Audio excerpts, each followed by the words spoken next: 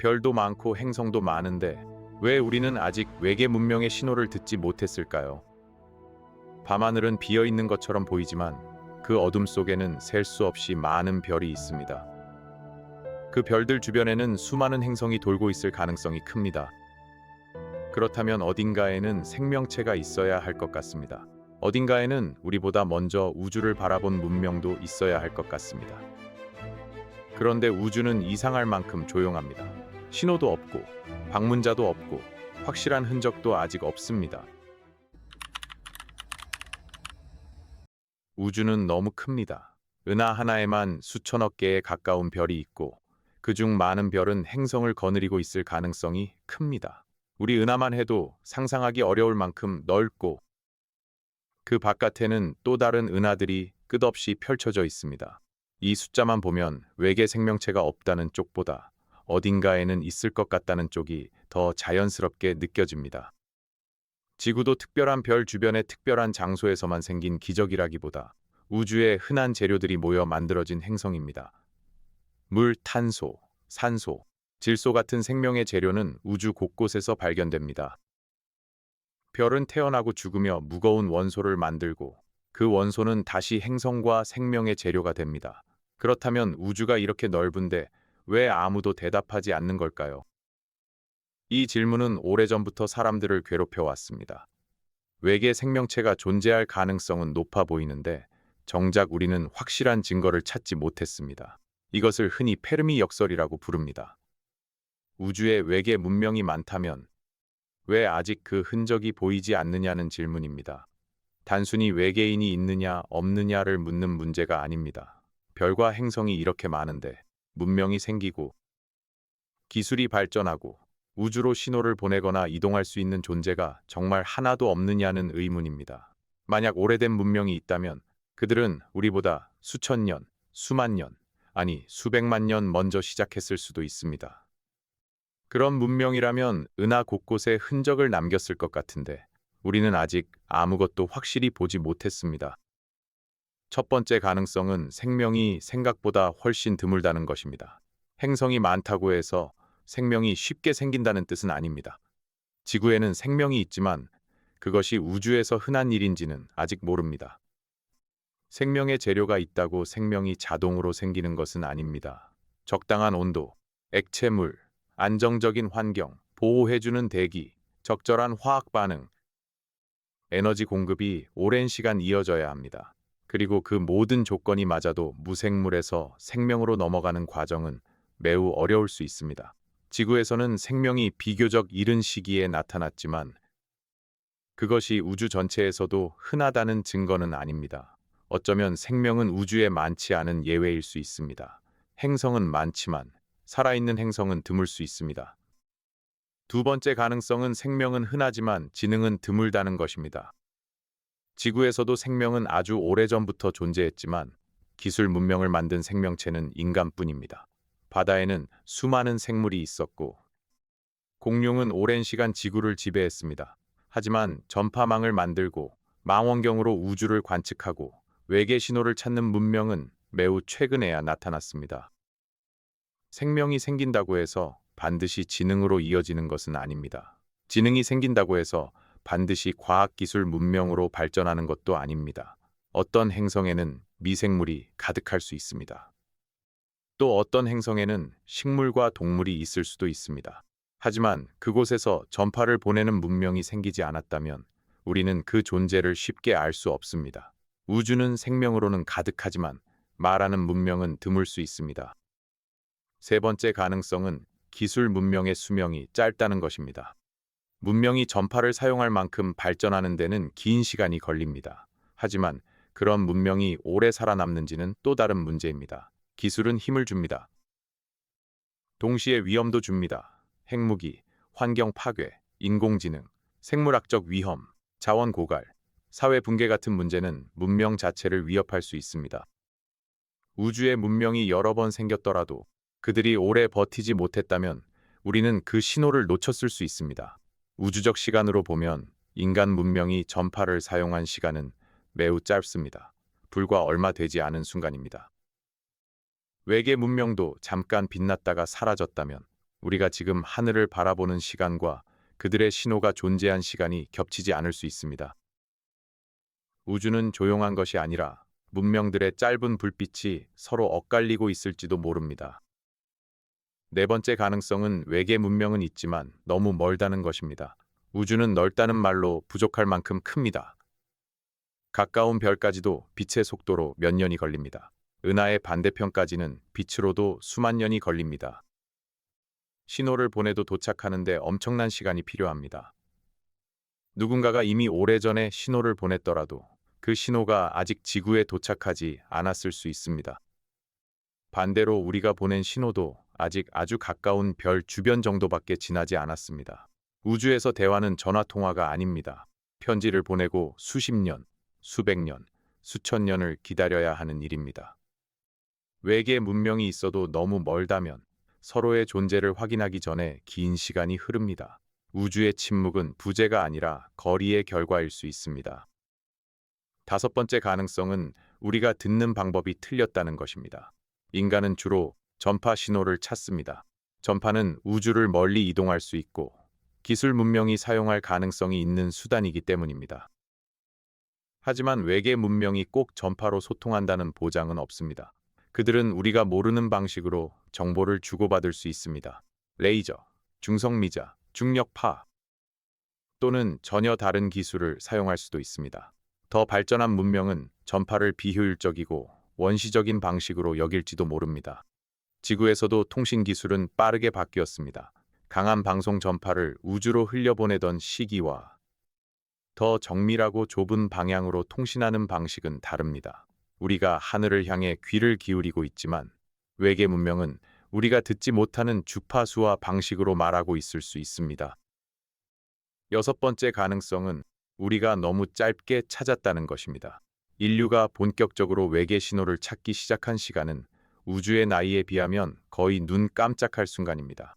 우리는 몇십 년 동안 하늘의 일부를 관측했을 뿐입니다. 우주는 너무 넓고 주파수도 너무 많고 관측해야 할 방향도 끝이 없습니다. 작은 방에서 바늘 하나를 찾는 것보다 어렵습니다. 바늘이 있는지도 모르는 상태에서 바다 전체를 훑는 것과 비슷합니다. 잠깐 신호가 지나갔는데 우리가 그 방향을 보고 있지 않았을 수도 있습니다. 신호가 너무 약해서 잡지 못했을 수도 있습니다. 신호가 한 번만 왔다가 사라졌을 수도 있습니다. 아직 찾지 못했다는 사실은 아무것도 없다는 증거가 아닙니다. 우리가 아직 충분히 찾지 못했다는 뜻일 수도 있습니다. 일곱 번째 가능성은 외계 문명이 일부러 조용히 있다는 것입니다. 문명이 발달할수록 우주가 위험할 수 있다는 생각을 할 수도 있습니다. 자신의 위치를 드러내는 것이 안전하지 않다고 판단할 수도 있습니다. 어두운 숲 속에서 낯선 소리를 들었을 때 먼저 크게 소리치는 것이 항상 현명한 선택은 아닐 수 있습니다. 우주도 비슷하다는 상상이 있습니다. 서로의 의도를 알 수 없는 문명들이 존재한다면 그들은 자신을 숨기는 쪽을 선택할 수 있습니다. 이것을 어두운 숲가설처럼 이야기하기도 합니다. 물론 이것은 확인된 사실이 아닙니다. 하지만 외계 문명이 존재하더라도 신호를 일부러 보내지 않을 수 있다는 가능성은 생각해 볼 수 있습니다. 우주가 조용한 이유는 아무도 없어서가 아니라 모두가 숨어 있기 때문일지도 모릅니다. 여덟 번째 가능성은 외계 문명이 우리를 알아도 관심이 없다는 것입니다. 인간은 자신을 우주의 중심처럼 생각하기 쉽지만 더 오래된 문명에게 지구는 그저 작은 행성 하나일 수 있습니다. 기술 수준이 너무 차이 나면 우리를 대화 상대가 아니라 원시적인 생태계처럼 볼 수도 있습니다. 개미집 옆을 지나가는 사람이 개미와 대화하지 않는 것처럼 외계 문명도 지구를 관찰만 하거나 아예 무시할 수 있습니다. 또는 너무 발전해서 행성 표면에 도시를 짓고 전파를 흘리는 방식 자체를 벗어났을 수도 있습니다. 우리가 찾는 것은 우리와 비슷한 문명의 흔적입니다. 하지만 정말 발전한 문명은 우리가 상상하는 모습과 전혀 다를 수 있습니다. 그래서 우리가 못 찾는 것이 아니라 우리가 알아볼 수 없는 형태로 존재할 수도 있습니다. 아홉 번째 가능성은 우리가 우주의 너무 이른 시대에 살고 있다는 것입니다. 우주는 오래되었지만 생명과 문명이 등장하기 좋은 시기가 언제인지는 확실하지 않습니다. 별이 너무 젊은 시대에는 무거운 원소가 부족했을 수 있습니다. 행성과 생명의 재료가 충분히 쌓이려면 여러 세대의 별이 태어나고 죽어야 합니다. 또 너무 활동적인 별 주변에서는 생명이 안정적으로 유지되기 어려울 수 있습니다. 어쩌면 지적 문명은 우주에서 막 등장하기 시작한 단계일지도 모릅니다. 인간이 최초는 아니더라도 아주 이른 편에 속할 가능성도 완전히 배제할 수 없습니다. 우주의 문명이 많아질 시간은 앞으로 더 길게 남아 있을 수도 있습니다. 지금 조용한 이유는 아무도 없는 것이 아니라 아직 많은 문명이 태어나기 전이기 때문일지도 모릅니다. 열 번째 가능성은 생명이 있는 행성은 많지만 서로 다른 시간대에 존재한다는 것입니다. 우주의 시간은 너무 깁니다. 어떤 문명은 이미 수억 년 전에 나타났다가 사라졌을 수 있습니다. 어떤 문명은 지금 막 단세포, 생명 단계에 있을 수 있습니다. 어떤 문명은 앞으로 수십억 년 뒤에야 등장할 수도 있습니다. 공간적으로 멀 뿐 아니라 시간적으로도 멀리 떨어져 있는 것입니다. 지구에서 공룡이 살던 시기에 외계 문명이 지구를 관측했다면 지적인 기술 문명은 보지 못했을 것입니다. 반대로 먼 미래의 문명이 지구를 본다면 인간 문명은 이미 사라진 뒤일 수도 있습니다. 문명은 같은 우주에 있어도 같은 순간에 만나는 것이 어렵습니다. 우주의 침묵은 거리의 문제이면서 타이밍의 문제입니다. 외계 문명의 신호를 찾기 어려운 이유는 신호가 약해지기 때문이기도 합니다. 전파는 멀리 퍼질수록 힘이 약해집니다. 손전등 빛이 멀어질수록 희미해지는 것과 비슷합니다. 외계 문명이 일부러 지구를 향해 강한 신호를 보내지 않는다면 우연히 새어나온 전파를 멀리서 잡기는 매우 어렵습니다. 지구의 전파도 모든 방향으로 강하게 퍼지는 것이 아닙니다. 시간이 지나면서 통신 기술은 더 효율적이고 좁은 방향으로 바뀌었습니다. 그래서 지구도 생각보다 조용한 행성일 수 있습니다. 외계에서 우리를 찾는 문명이 있다 해도 지구의 신호를 쉽게 발견하지 못할 가능성이 있습니다. 서로 존재해도 너무 희미해서 알아차리지 못하는 상황이 생길 수 있습니다. 우주는 침묵하는 것이 아니라 신호가 너무 약하게 속삭이고 있을지도 모릅니다. 또 하나의 문제는 우리가 외계 문명을 너무 인간처럼 상상한다는 것입니다. 우리는 도시를 만들고 전파를 쓰고 우주선을 보내고 행성 표면에서 살아갑니다. 그래서 외계 문명도 비슷할 것이라고 생각합니다. 하지만 생명은 환경에 따라 완전히 다르게 진화할 수 있습니다. 깊은 바다 아래 얼음으로 덮인 행성의 바다에서 생명이 생긴다면 그들은 하늘을 볼 수 없을지도 모릅니다. 기술 문명으로 발전하기 어려울 수도 있습니다. 대기가 너무 두껍거나 금속 자원이 부족하거나 불을 사용하기 어려운 환경이라면 지능이 있어도 우주로 신호를 보내지 못할 수 있습니다. 지능은 있지만 기술 문명이 아닌 생명체, 의식은 있지만 전파를 쓰지 않는 존재, 이런 가능성도 있습니다. 우리가 조용하다고 느끼는 것은 우리가 알아들을 수 있는 말만 기다리고 있기 때문일 수 있습니다.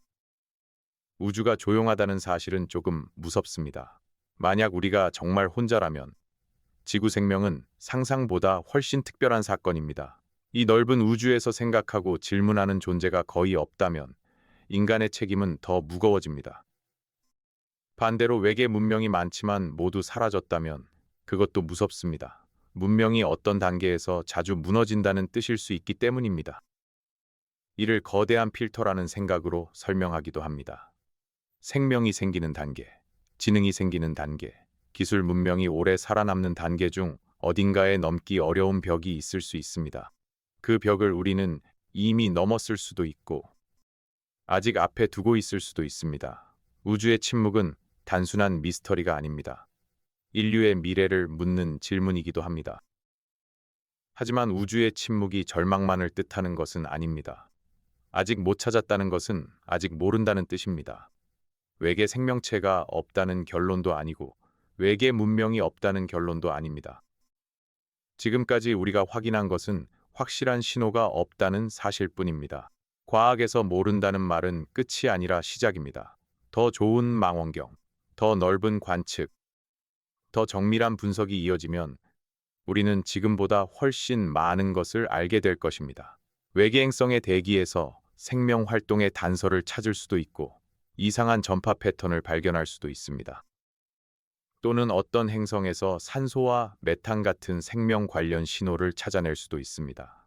우주는 조용하지만 그 조용함 속에 아무것도 없다고 단정하기에는 아직 너무 이릅니다. 우주가 조용한 이유는 하나가 아닐 수 있습니다. 생명은 드물고, 지능은 더 드물고, 문명은 오래가지 못하고, 거리는 너무 멀고, 신호는 너무 약하고, 우리가 찾는 방법은 제한적일 수 있습니다. 어떤 곳에는 미생물만 있을 수 있고, 어떤 곳에는 이미 사라진 문명의 흔적만 남아 있을 수 있습니다. 어떤 문명은 의도적으로 숨고 있을 수도 있고, 어떤 문명은 너무 달라서 우리가 문명이라고 알아보지 못할 수도 있습니다. 모든 가능성이 겹치면 우주는 충분히 조용해질 수 있습니다. 별이 많다는 것과 대화가 가능하다는 것은 같은 말이 아닙니다. 행성이 많다는 것과 문명이 서로 만난다는 것도 같은 말이 아닙니다. 우주는 넓을 뿐 아니라 시간과 거리와 기술의 장벽으로 깊게 나뉘어 있습니다. 지구 역시 우주에 큰 소리를 내는 행성이 아닙니다. 지구에는 라디오와 통신이 있지만 그 신호가 은하 전체에 강하게 울려 퍼지는 것은 아닙니다. 지구는 밤하늘에서 밝게 빛나는 문명의 등대라기보다 작은 별 주변의 작은 행성입니다. 우리가 외계 문명을 찾기 어렵듯 외계 문명도 우리를 찾기 어려울 수 있습니다.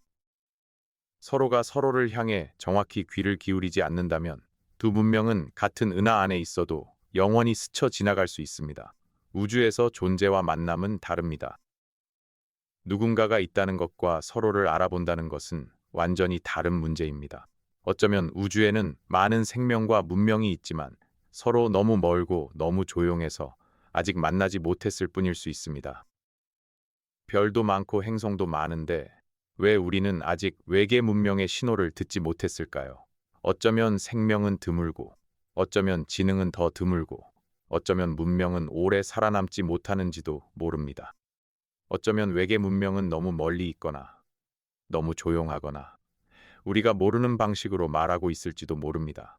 아니면 우리는 아직 충분히 오래 듣지 않았고, 충분히 넓게 찾지 못했을 수도 있습니다. 우주의 침묵은 대답이 아니라 질문입니다. 아무도 없다는 확정이 아니라 아직 누구도 확실히 만나지 못했다는 사실입니다. 그래서 밤하늘의 조용함은 공허함이 아니라 긴 기다림처럼 느껴집니다. 수많은 별들이 빛나고 있지만 그 사이에서 들려오는 목소리는 아직 없습니다. 우주는 조용합니다. 그리고 그 조용함 속에서 가장 큰 질문 하나가 남아 있습니다. 우리는 정말 혼자인가?